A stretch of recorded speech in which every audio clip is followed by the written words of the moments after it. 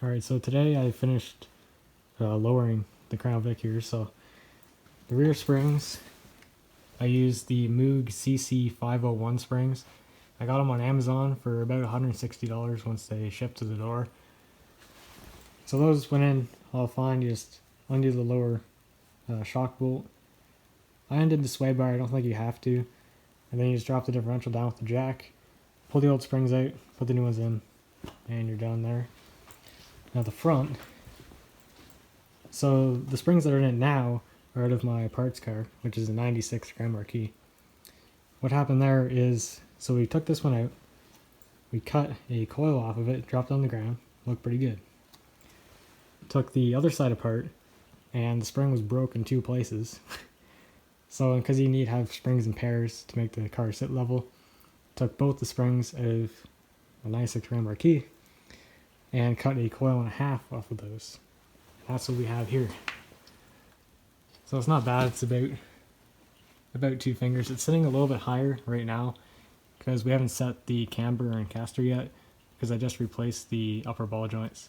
So it's usually about a ½ inch lower in the front than it is right now.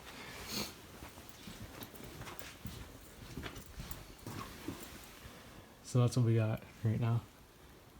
It's not insanely low. Like, there's a good 6½ inches between the frame and the ground.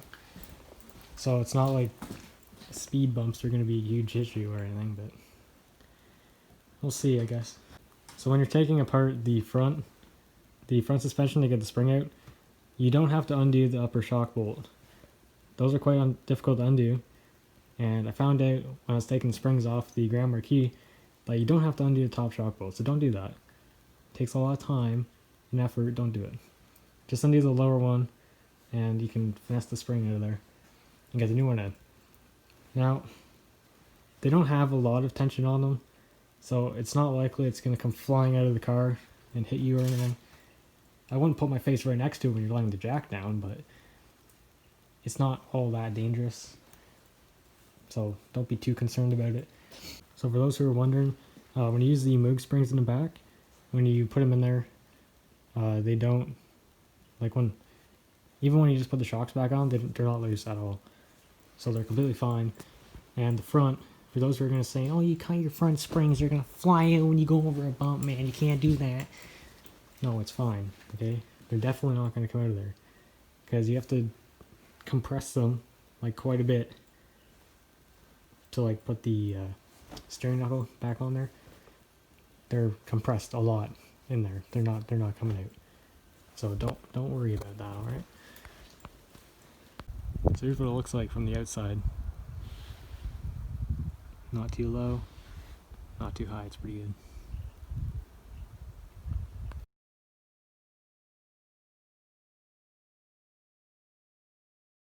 The trim that we bought for the bumpers is lost in shipping. Don't know where it is. So we got refunded for it. Gonna try ordering it again, and hopefully we can get something, because I don't like, there's just holes and stuff in there, so it's not like it's gonna look in pictures or anything. So you have to take it all apart, or no, get the trim on it, and yeah. So if you've seen the last video about the exhaust, try to show my license plate there. You notice that this piece was missing in the last video, so made this up, just a strip of stainless that I cut and polished to an absolute mirror, instead of just buying some cheap stick-on chrome from Canadian Tire or something. This looks a lot better. This is proper. I also got a brand new lock set for it, so all the doors, ignition, and the trunk all have new locks in them, and they'll work good.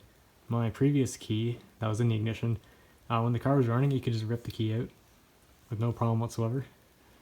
So that's changed now, so you probably can't start this car with a screwdriver anymore. My interior is completely gone right now, because, well, I had to patch some holes along here. So took some pieces out of the parts car, just hacked them all out, welded them in there, got rid of all the little drain holes in the floor, because they usually rot around there, so just got rid of them, so they're not a problem anymore. It's all painted all nice. My dash is even worse now. So my dad was gonna fix that, and he did that to it. And he's still working on it, so that's that. So next is I'm probably gonna tint the windows. I have I'm gonna get 5% for the back, like 15 up here. Windshield, I might tint it a little bit. I'm not all about the 5% on the windshield where you can't see shit at night, but anyway, still have to get the rocker covers on it. There's a couple holes in the rockers we have to fix still. It's all fine. And yeah, and might manual swap it too soon. I've been working on a video about making the pedals for it, but I've paused that process to do all this other stuff. So yeah, if you want to see the rest of, I don't know what I mentioned, but if you want to see all that stuff happen, then you can subscribe if you want. Alright, bye.